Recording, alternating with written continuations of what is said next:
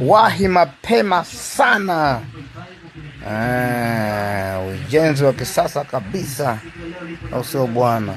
Ni vyumba 3 na sebule, public toilet, dining, safi kabisa. Njoo na milioni 15 tu, tumalize kipengele, tufunge kitabu. Ni hii hapa mwanangu. Sasa acha utani, leta hela, chukua pagala, endeleza ujenzi.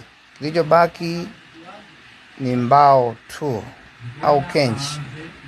Leta hizo hela bwana, si tukupe. Sia, ingia Instagram, andika Dennis Nzoa, utaona bidhaa tulizokuwa nazo. Ingia TikTok, andika Dennis Nzoa, utaona bidhaa zetu. Ingia TikTok, andika Dennis Nzoa, utaona bidhaa zetu. Ingia Instagram, andika Nzoa Dalali, utaona bidhaa zetu nyingi sana. Lakini kwa wale wapenda YouTube, andika Dennis Nzoa, utaona bidhaa kibao sana. Usipange kukosa hili pagara. Usipange kukosa, na kushauri tena. Kama pesa haitoshi, kauze ng'ombe zenu kijijini.